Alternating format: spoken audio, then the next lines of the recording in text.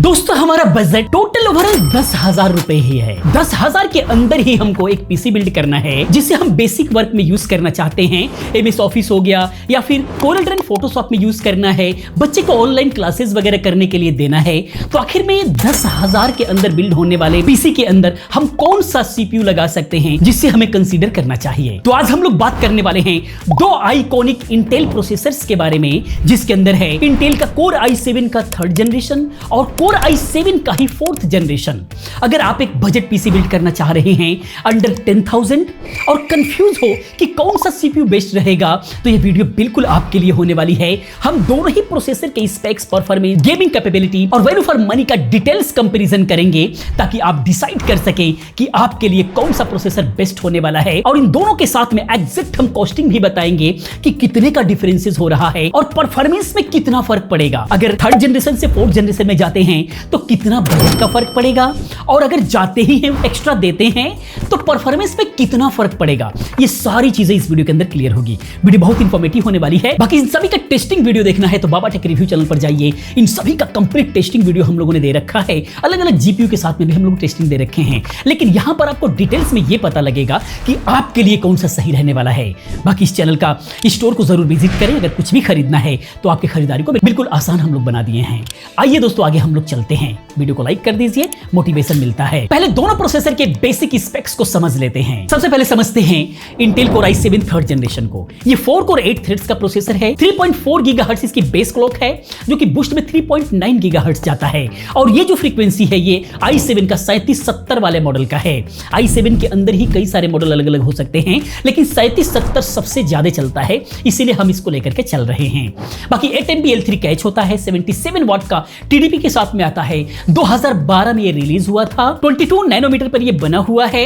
Intel HD graphic 4000 के साथ में आता है। इंटीग्रेटेड ग्राफिक की बात करें तो LGA 1155 के साथ में आता है। DDR3 रैम को सपोर्ट करता है।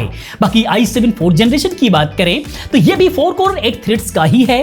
3.5 गीगाहर्ट्ज जो है इसकी बेस क्लॉक है, और i7 के अंदर जो है 4770 वाले प्रोसेसर की हम लोग बात कर रहे हैं, क्योंकि यही सबसे ज्यादा चलता है। बाकी ये जो है बूस्ट में 4.0 गीगाहर्ट्ज तक जाता है। ये भी 8 MB L3 कैच के साथ में आता है। 84 वाट के टीडीपी के साथ में ये आता है। 2013 में ये रिलीज हुआ था, और ये Haswell 22 नैनोमीटर प्रोसेस पे ये बना हुआ है। बाकी इसके iGPU की बात करें तो इंटेल HD ग्राफिक 4600 के साथ में ये आता है। LGA 1150 के साथ में ये आता है, और DDR3 को ये भी सपोर्ट करता है। यहां पर की डिफरेंसेस की बात करें तो i7 4th जनरेशन एक न्यू है, थोड़ी सी बेटर क्लॉक स्पीड और इंप्रूवमेंट जो है आपको इंटीग्रेटेड ग्राफिक के साथ में आपको नजर आएगा। लेकिन दोनों ही DDR3 रैम को यूज करते हैं, जो आजकल बजट बिल्ड के लिए बहुत ही ज्यादा अफोर्डेबल है। बहुत ही सस्ते रैम जो है आज के रेट में ये मिल जाते हैं। अब हम बात करते हैं परफॉर्मेंस की। बेंचमार्क के हिसाब से i7 4th जनरेशन थोड़ा सा बेटर परफॉर्म करता है i7 3rd जनरेशन के हिसाब से अगर देखा जाए तो। अगर हम सिंगल थ्रेड परफॉर्मेंस की बात करें तो i7 का 4th जनरेशन जैसे i7 का 4770 हो गया, ये 5 से 7% फास्टर है सिंगल थ्रेड टास्क में। और ये होता है Haswell आर्किटेक्चर के इंप्रूव्ड IPC यानी कि इंस्ट्रक्शन पर साइकिल के वजह से। ये टास्क जैसे वेब ब्राउजिंग हो गया, लाइट एडिटिंग हो गया, या फिर सिंगल कोर गेमिंग के लिए ये बहुत ही ज्यादा मैटर करता है। वहां पर इसका परफॉर्मेंस आपको बेटर नजर आएगा। वहीं पर मल्टी थ्रेड परफॉर्मेंस की अगर हम बात करें तो मल्टी थ्रेडेड टास्क में जैसे वीडियो एडिटिंग हो गया या फिर रेंडरिंग हो गया, इसके अंदर भी जो है i7 का 4th जनरेशन 5 से 10% बेटर है। लेकिन डिफरेंसेस उतना बड़ा नहीं होता। लेकिन ये डिफरेंसेस मैटर करेगा बजट के ऊपर कि बजट कितना भाग रहा है, तो डिफरेंसेस मैटर कर रहा है या फिर नहीं, इस पर भी हम लोग देखेंगे। बेंचमार्क की बात करें, Cinebench R15 की बात करें यहां पर तो i7 का 3770 सिंगल कोर में 130 आता है, मल्टी कोर में 650 आता है। वहीं पर i7 का 4770 की बात करें सिंगल कोर 140 आता है और मल्टी कोर में 700 आता है। यहां पर इतना डिफरेंसेस आपको देखने को मिलेगा।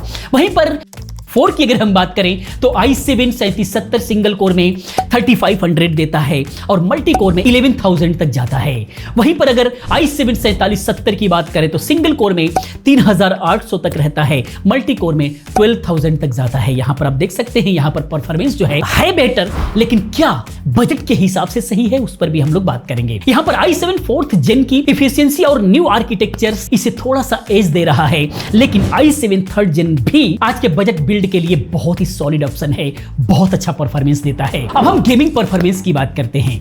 गेमिंग के लिए दोनों ही प्रोसेसर कैपेबल हैं, लेकिन यहां पर सबसे बड़ा जीपीयू का रोल होता है जो कि मैटर करता है। गेमिंग के लिए जीपीयू सबसे बड़ा मैटर करता है।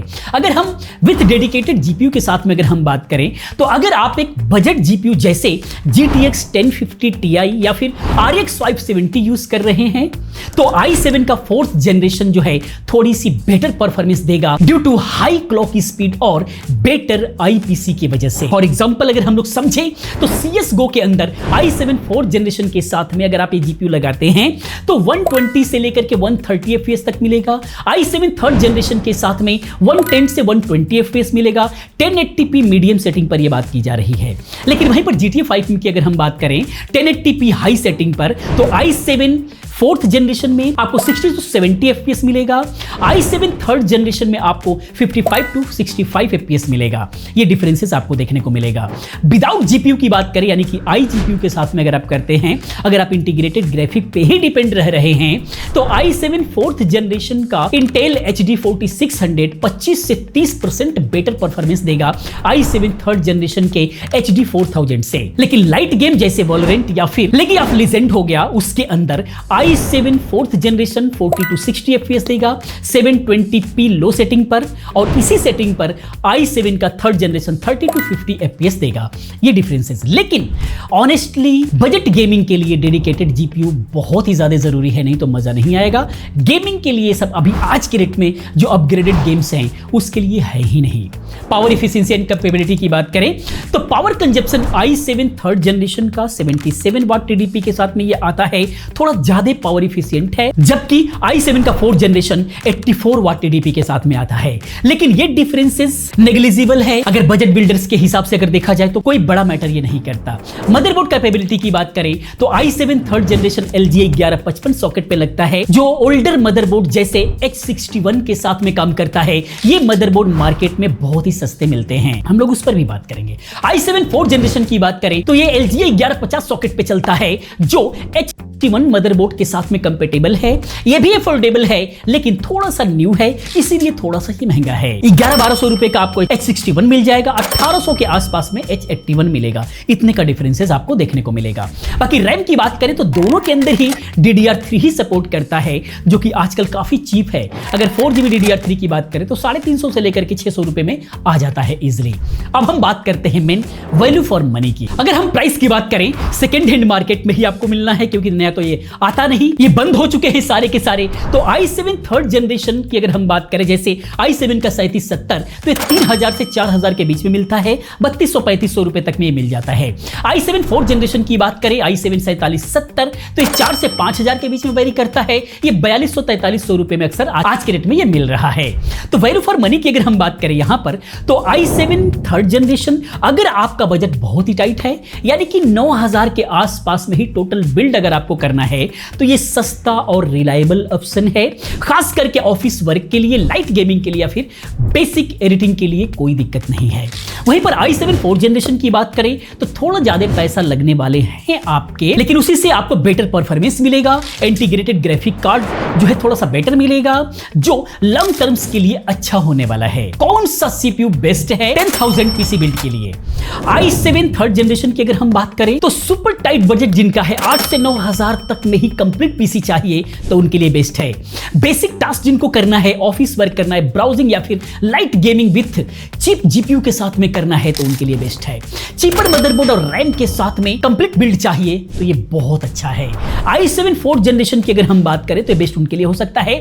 थोड़ा सा ज्यादा बजट यानी कि 9 से 10,000, इन दोनों के अंदर 1,000-1,200 रुपए का डिफरेंसेस आपको मिलेगा। यानी कि 4th जनरेशन जो i7 का है ये 1,000-1,200 ज्यादा पड़ेगा i7 3rd जनरेशन से, यही डिफरेंसेस आपको मिलेगा। Better gaming and editing performance चाहिए तो 4th जनरेशन ही लीजिए।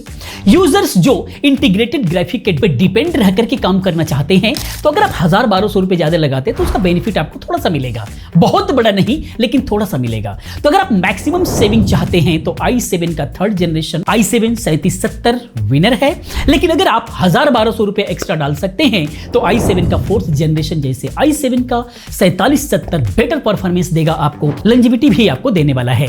तो दोस्तों ये था i7 का 3rd जनरेशन और 4th जनरेशन का कंपैरिजन। 10,000 के अंदर बिल्ड होने वाले पीसी के लिए आपको कौन सा प्रोसेसर पसंद आया कमेंट में जरूर बताएं और अपने पीसी बिल्ड प्लान को जरूर शेयर करें। अगर ये वीडियो आपको हेल्पफुल लगा है तो वीडियो को लाइक कर दें, हमारा मोटिवेशन बढ़ता है। चैनल को सब्सक्राइब करें और बेल आइकन को क्लिक करना ना भूलें ताकि जब भी हम वीडियो नहीं अपलोड करें उसकी इंफॉर्मेशन आपको मिलता रहे नोटिफिकेशन के रूप में। मिलते हैं अगली वीडियो में किसी और अच्छी इंफॉर्मेटिव वीडियो के साथ में। पूरी वीडियो देखने के लिए, चैनल को सब्सक्राइब करने के लिए आप सभी का बहुत बहुत धन्यवाद।